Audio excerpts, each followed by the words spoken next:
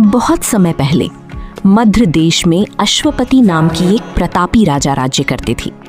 उनके पास धन, वैभव और सम्मान सब कुछ था, लेकिन संतान नहीं थी। राजा और रानी ने वर्षों तक की कठोर तपस्या की। तब देवी प्रकट हुई और वरदान दिया, राजन, तुम्हारे घर एक तेजस्विनी कन्या जन्म लेगी। कुछ समय बाद एक सुंदर कन्या ने जन्म लिया। उसका नाम रखा गया सावित्री। सावित्री बड़ी होकर अत्यंत तेजस्वी, बुद्धिमान और पतिव्रता बनी। जब विवाह का समय आया तो उसने वन में रहने वाले राजकुमार सत्यवान को अपना पति चुना।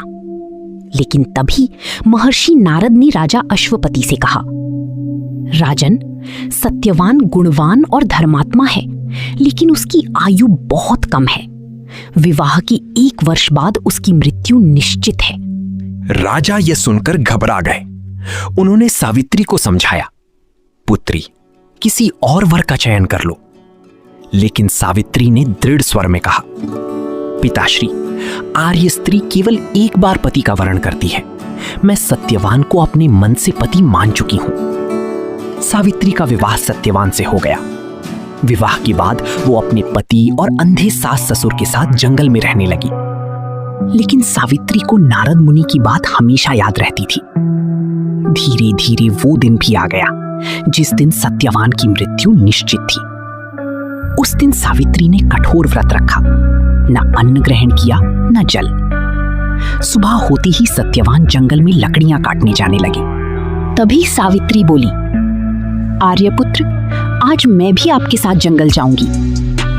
सत्यवान मुस्कुराकर बोले, सावित्री, यदि तुम मेरे साथ चली जाओगी तो यहाँ मेरी अंधे माता पिता के साथ कौन रहेगा? सावित्री बोली, मैं उनसे आज्ञा लेकर आती हूँ। सावित्री अपनी सास के पास गई और बोली, माताजी, आज मेरा मन आर्यपुत्र के साथ वन जाने का है। यदि आप आज्ञा दें तो मैं उनके साथ जाना चाहती हूँ। सास मुस्कुराई और बोली, पुत्री, तुमने हमेशा हमारी सेवा की है। यदि तुम्हारा मन जाने का है तो जाओ। सावित्री सत्यवान के साथ जंगल की ओर चल पड़ी। जंगल में पहुंचकर सावित्री लकड़ियां इकट्ठा करने लगी और सत्यवान एक वृक्ष की छाया में बैठकर विश्राम करने लगे। लेकिन उन्हें ये नहीं पता था कि उसी वृक्ष के नीचे एक विषैला नाग रहता था। अचानक झाड़ियों में सरसराहट हुई और वो काला नाग तेजी से बाहर निकला। देखते ही देखते उसने सत्यवान के पैर पर डस लिया। आह, सावित्री! सत्यवान दर्द से